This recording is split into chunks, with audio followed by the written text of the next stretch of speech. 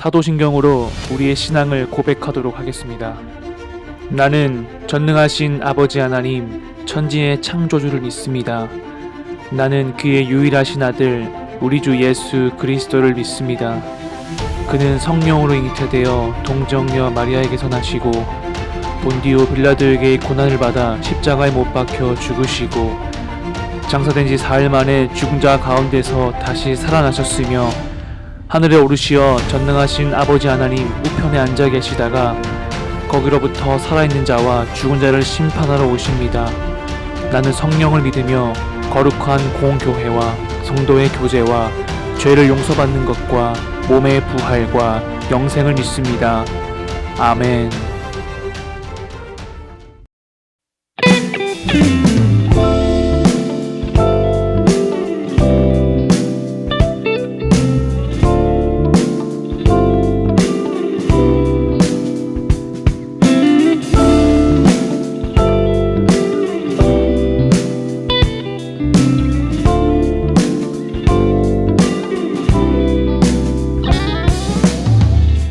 가진 것 하나도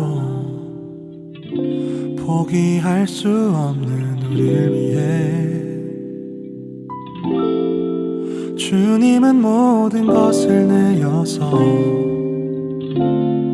우릴 사랑하시네.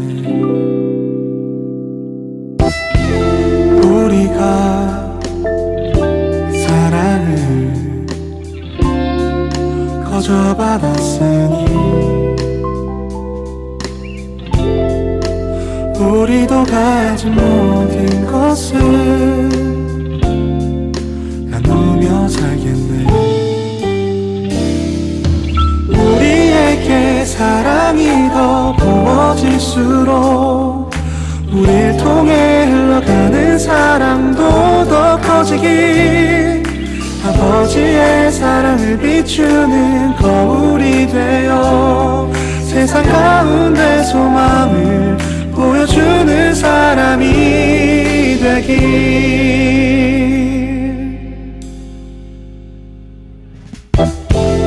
우리가 사랑을 거저 받았으니 우리도 가진 모든 것을 나누며 살겠네. 우리에게 사랑이 더 부어질수록 우릴 통해 흘러가는 사랑도 더 커지길, 아버지의 사랑을 비추는 거울이 되어 세상 가운데 소망을 보여주는 사람이 되길. 우리에게 사랑이 더 부어질수록 우릴 통해 흘러가는 사랑도 더 커지길, 아버지의 사랑을 비추는 거울이 되어 세상 가운데 소망을 보여주는 사람이, 세상 가운데 소망을 보여주는 사람이 되길.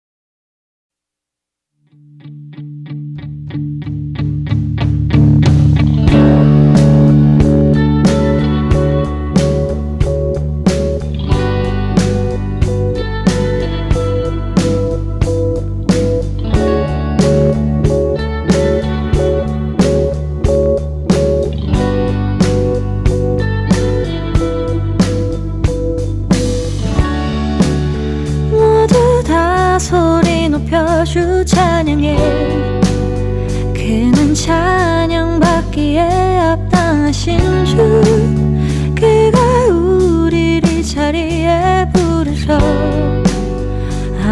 되어 노래케 하시네.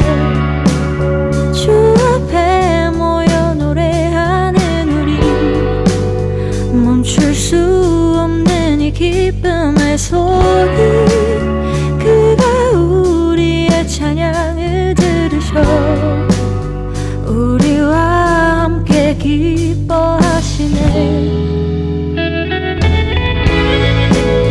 다 소리 높여 주 찬양하라. 그 앞에 모두 경배해. 나 사는 동안 주 찬양하리. 그의 집에 나 거하네.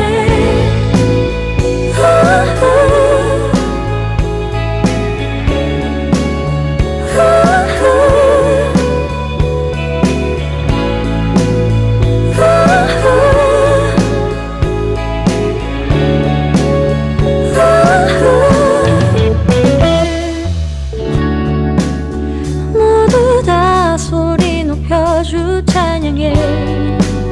그는 찬양받기에 합당하신 주, 그가 우리를 이 자리에 부르셔 하나 되어 노래케 하시네. 주 앞에 모여 노래하는 우리, 멈출 수 없는 이 기쁨의 소리, 그가 우리의 찬양을 들으셔 우리와 함께 기뻐하시네.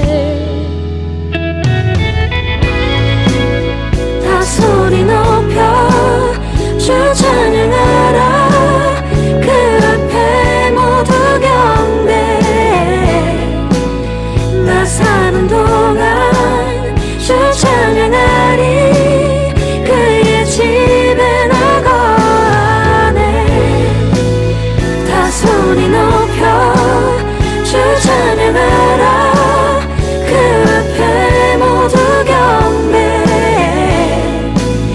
나 사는 동안 주 찬양하리. 그의 집에 나 거하네.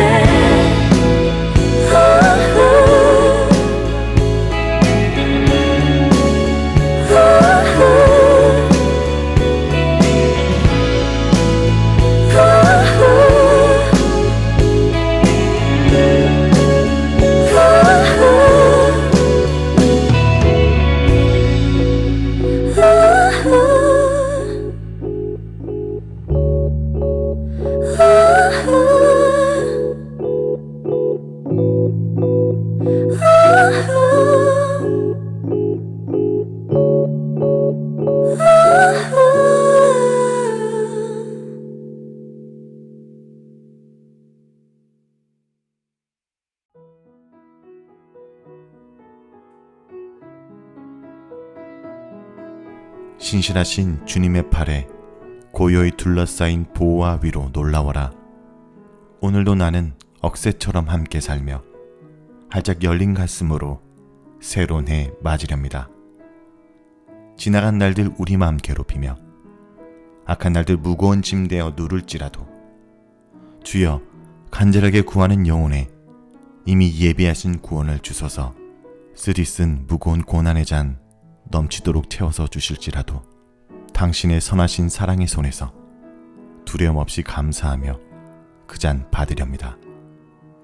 그러나 이 세상의 기쁨, 햇살 바라보는 기쁨, 다시 한번 주어진다면 지나간 날들을 기억하며 나의 삶 당신께 온전히 드립니다. 어둠 속에서 가져온 당신의 촛불, 밝고 따뜻하게 타오르게 하시며 생명빛, 칠흑 같은 밤에도 빛을 발하니 우리로 다시 하나 되게 하소서. 우리 가운데 깊은 고요가 임하며 보이지 않는 주님의 나라 확장되어 갈 때 모든 주님의 자녀들 목소리 높여 찬양하는 그 우렁찬 소리 듣게 하소서. 주님의 강한 팔에 안겨있는 놀라운 평화여, 낮이나 밤이나 우리와 함께 하신 하나님은 다가올 모든 날에도 변함없으시니 무슨 일 닥쳐올지라도 확신 있게 맞으렵니다.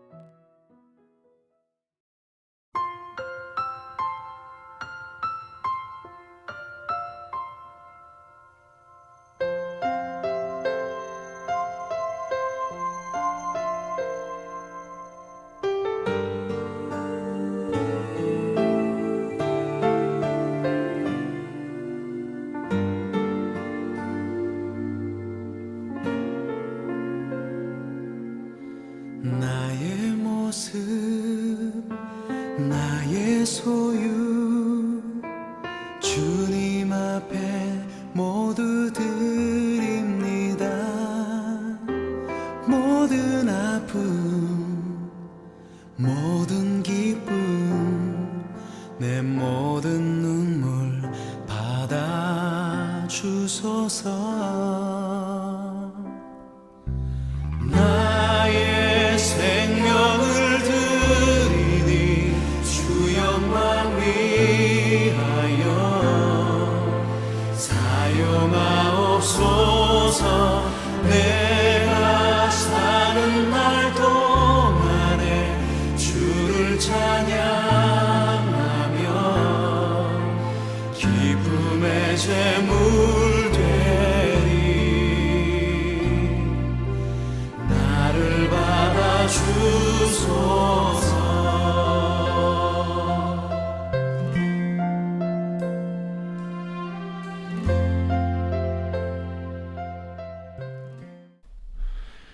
하나님께서 오늘 우리에게 주신 말씀은 사도행전 8장 26절에서 40절까지의 말씀입니다. 오늘의 말씀을 꼭 찾아주시기 바랍니다. 제가 가진 성경 신약성경 201쪽에 있습니다. 그러면 오늘의 말씀을 봉독하도록 하겠습니다. 주의 사자가 빌립에게 말하여 이르되 일어나서 남쪽으로 향하여 예루살렘에서 가사로 내려가는 길까지 가라 하니 그 길은 광야라. 일어나 가서 보니 에티오피아 사람 곧 에티오피아 여왕 간닥의 모든 국고를 맡은 관리인 내시가 예배하러 예루살렘에 왔다가 돌아가는데 수레를 타고 선지자 이사야의 글을 읽더라. 성령이 빌립더러 이르시되 이 수레로 가까이 나아가라 하시거늘 빌립이 달려가서 선지자 이사야의 글을 읽는 것을 듣고 말하되 읽는 것을 깨닫느냐. 대답하되 지도해주는 사람이 없으니 어찌 깨달을 수 있느냐 하고 빌립을 청하여 수레에 올라 같이 앉으라 하니라. 읽는 성경 구절은 이것이니 일렀으되 그가 도살자에게로 가는 양과 같이 끌려갔고 털 깎는 자 앞에 있는 어린 양이 조용함같이 그의 입을 열지 아니하였도다. 그가 굴욕을 당했을 때 공정한 재판도 받지 못하였으니 누가 그의 세대를 말하리요. 그의 생명이 땅에서 빼앗김이로다 하였거늘 그 내시가 빌립에게 말하되 청컨대 내가 묻노니 선지자가 이 말한 것이 누구를 가리킴이냐 자기를 가리킴이냐 타인을 가리킴이냐. 빌립이 입을 열어 이 글에서 시작하여 예수를 가르쳐 복음을 전하니 길 가다가 물 있는 곳에 이르러 그 내시가 말하되 보라 물이 있으니 내가 세례를 받음에 무슨 꺼리낌이 있느냐. 없음. 이에 명하여 수레를 멈추고 빌립과 내시가 둘 다 물에 내려가 빌립이 세례를 베풀고 둘이 물에서 올라올새 주의 영이 빌립을 이끌어간지라. 내시는 기쁘게 길을 감으로 그를 다시 보지 못하니라.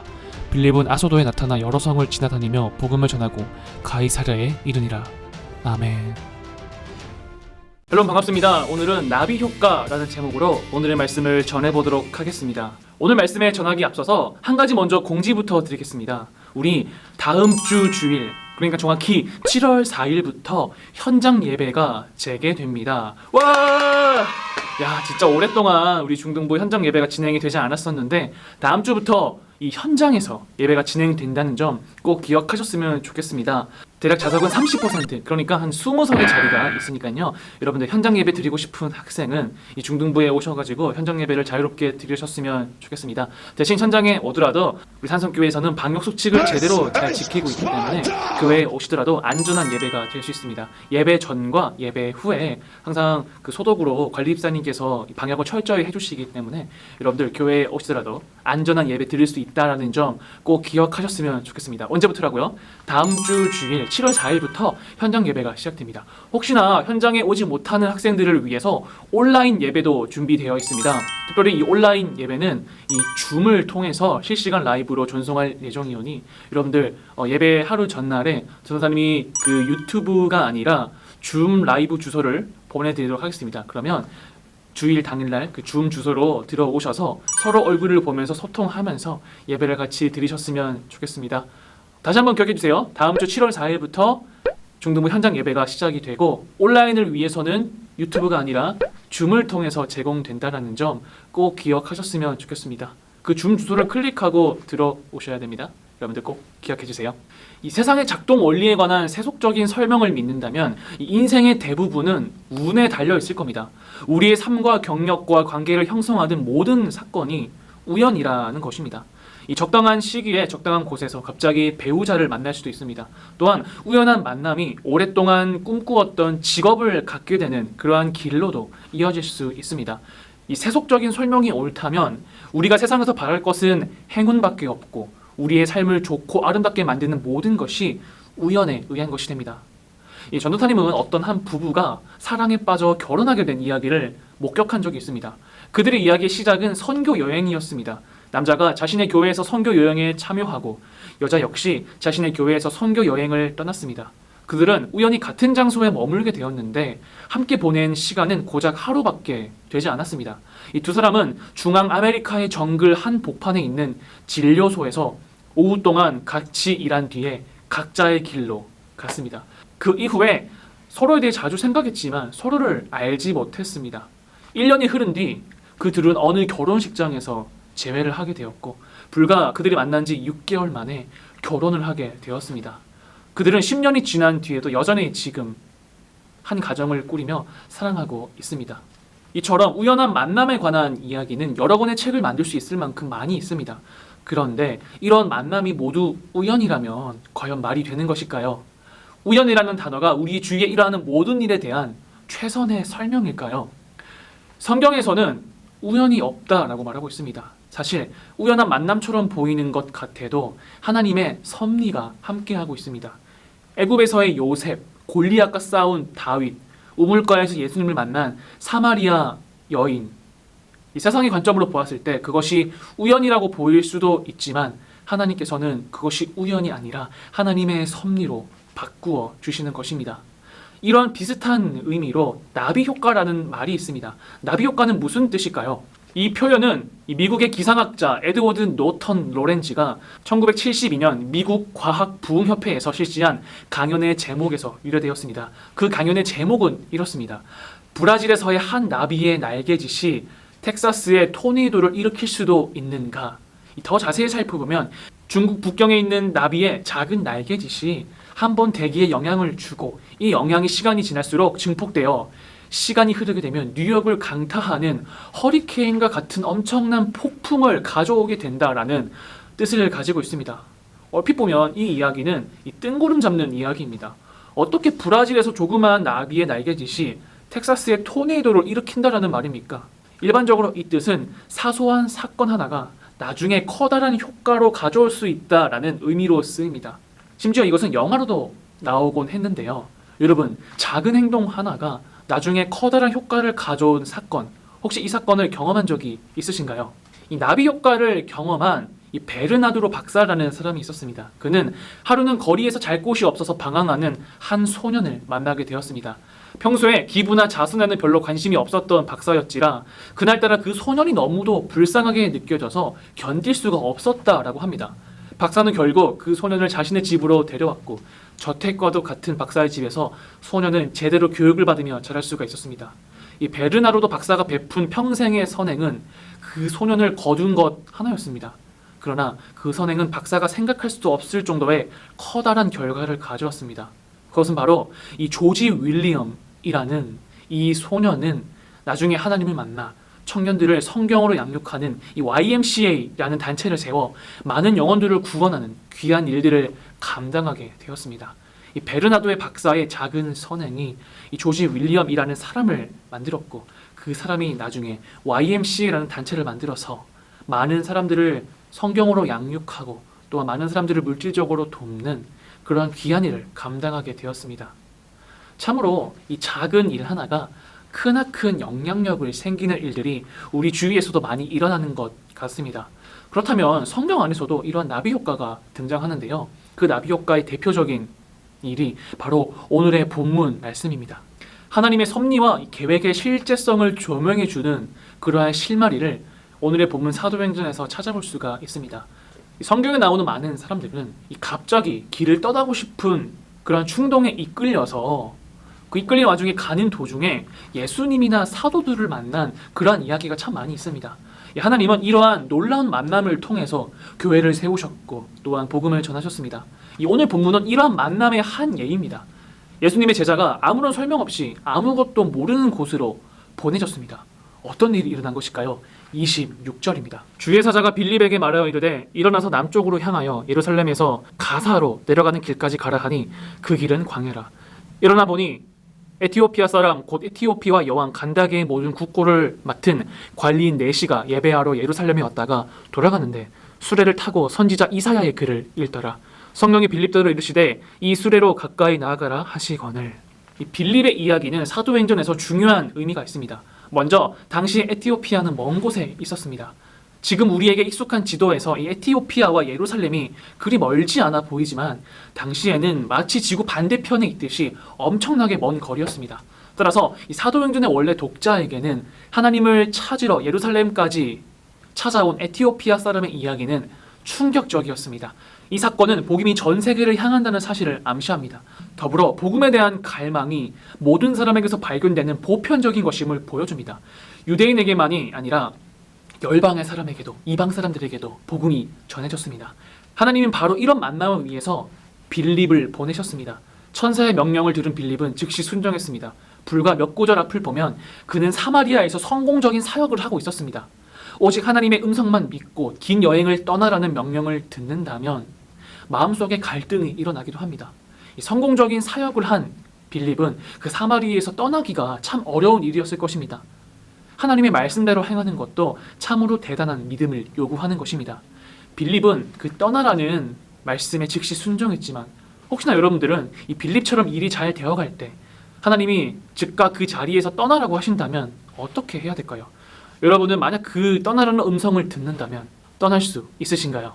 빌립은 수레에 접근했고 에티오피아 사람의 성경 읽는 소리를 들었습니다. 그가 무엇을 들었고 어떻게 반응했는지를 살펴보겠습니다. 30절입니다. 빌립이 달려가서 선지자 이사야의 글 읽는 것을 듣고 말하되 읽는 것을 깨닫느냐 대답하되 지도해주는 사람이 없으니 어찌 깨달을 수 있느냐 하고 빌립을 청하여 수레에 올라 같이 앉으라 하니라. 읽는 성경 구절은 이것이니 일러스되 그가 도살자에게로 가는 양과 같이 끌려갔고 털 깎는 자 앞에 있는 어린 양이 조용함과 같이 그의 입을 열지 아니하였도다. 그가 굴욕을 당했을 때 공정한 재판도 받지 못하였으니 누가 그의 세대를 말하리요 그의 생명이 땅에서 빼앗김이로다 하였거늘. 그 내시가 빌립에게 말하되 청컨대 내가 묻노니 선지자가 이 말한 것이 누구를 가리킴이냐 자기를 가리킴이냐 타인을 가리킴이냐. 빌립이 입을 열어 이 글에서 시작하여 예수를 가르쳐 복음을 전하니. 여기에는 이 만남을 위해 하나님이 어떻게 두 사람을 준비시키셨는지 볼 수 있는 증거가 분명히 드러나 있습니다. 즉시 에티오피아 사람은 빌립을 향해 마음이 열렸고 성경을 설명할 수 있도록 수레에 올라 앉아달라고 초대했습니다. 게다가 마침 에티오피아 사람은 예수의 희생적인 죽음에 관해 공공연하게 밝히는 이사야서를 읽고 있었습니다. 빌립은 예수님을 온전히 전할 수 있도록 만반의 준비가 되어 있는 대화를 그와 할 수 있었습니다. 빌립은 성경학자나 율법 선생 자격은 없었습니다. 지극히 평범한 사람이었습니다. 그러나 성령 충만했고 신앙생활에 충실했던 그는 자신이 경험했던 일들 덕분에 확실하고 명료하게 대답할 수가 있었습니다. 그들은 이사야의 한 구절을 읽었으며 에티오피아 사람은 빌립에게 그것을 설명해달라고 부탁했습니다. 이로써 빌립은 이 사람에게 복음을 전하기 시작할 수 있었습니다. 이 성경 전체의 이야기는 처음부터 끝까지 예수님을 가리킵니다. 이스라엘에 관한 이야기와 구약 전체는 예수님을 기대합니다. 이는 이스라엘이 왕을 고대했다라는 사실에서도 볼 수 있습니다. 비록 이스라엘의 어떤 왕도 그들이 원했던 영광에 이르지 못했지만 말입니다. 구약이 예수님을 가리킨다는 사실은 아무도 순종할 수 없는 율법의 완전한 요구에서도 발견할 수 있습니다. 또한 파멸한 세상에서 사람들이 여호와여 어느 때까지니까를 연발했던 비통함에 젖은 시편과 선지서에서도 발견할 수 있습니다. 예수님은 구약이 갈망하고 가리키는 모든 것들을 구현하십니다. 에덴 동산에서의 추방, 약속의 땅을 향한 갈망, 바벨론에 의한 추궁 등 구약의 광범위한 줄거리에도 예수님이야말로 사탄과 죄와 죽음을 이기시고 우리를 하나님께 돌아오게 이끄시는 정복한 왕임을 가리킵니다. 만약 혹시 여러분들이 성경에 대한 교육을 듣는다면 그것이 신실한지 알려면 간단한 질문을 던져보면 됩니다. 이야기의 주인공은 누구인가? 만약에 예수님 외에 다른 누구라고 대답한다면 이 요점을 놓친 것입니다.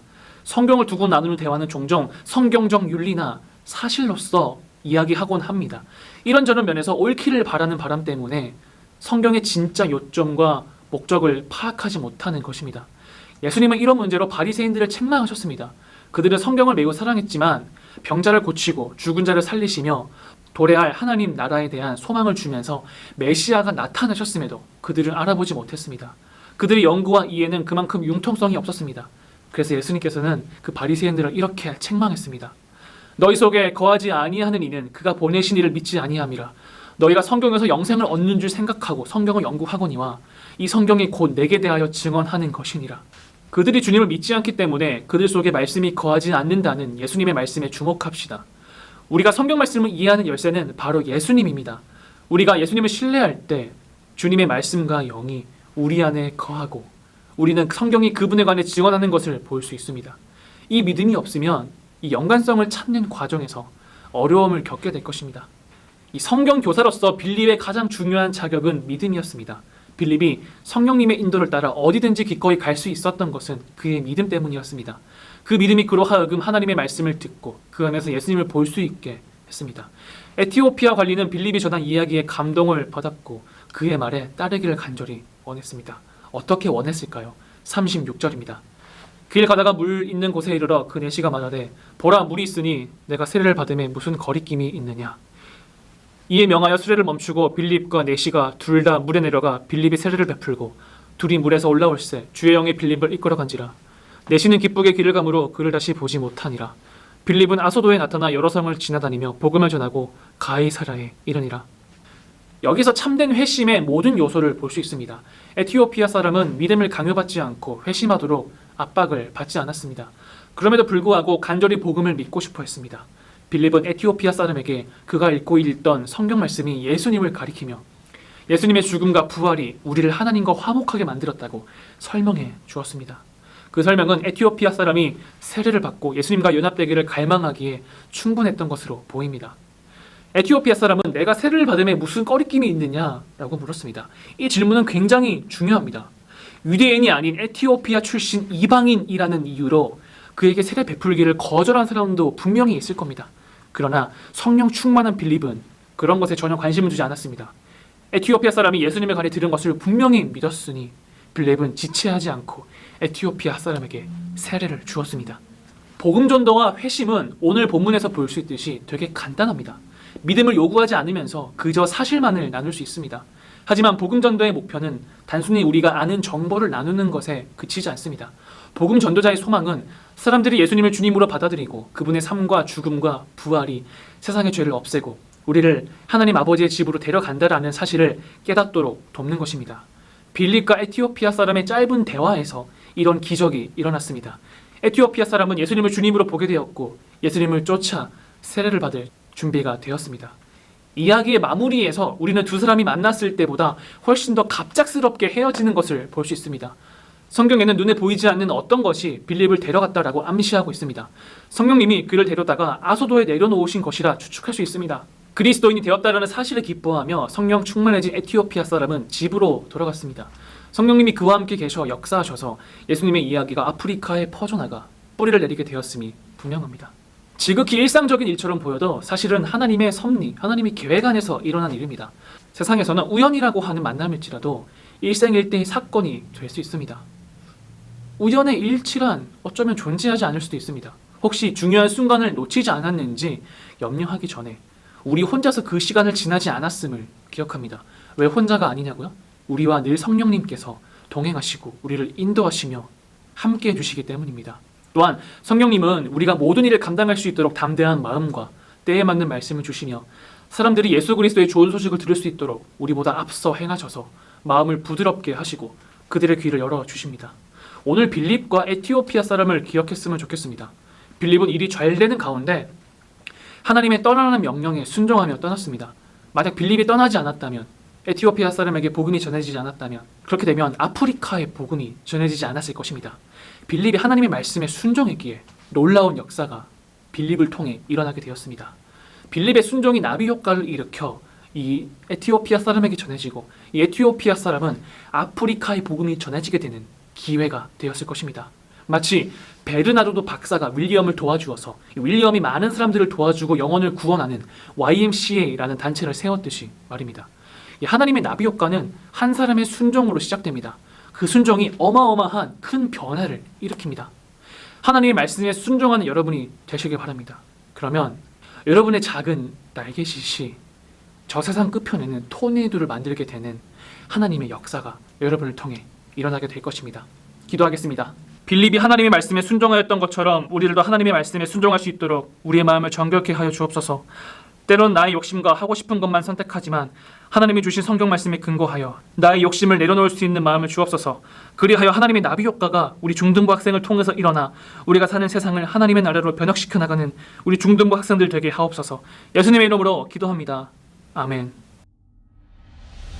주님이 가르쳐 주신 기도를 하도록 하겠습니다.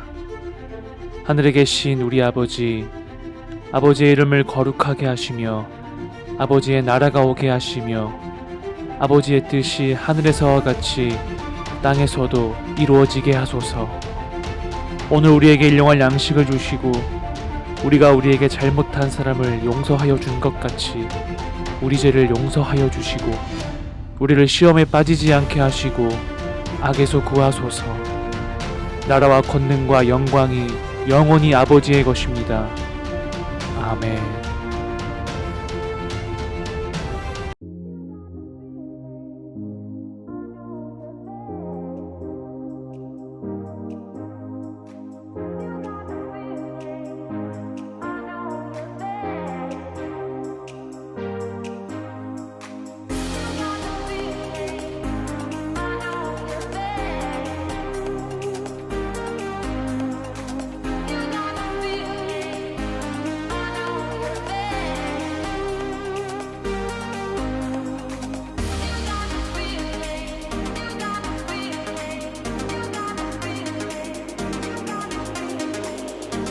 You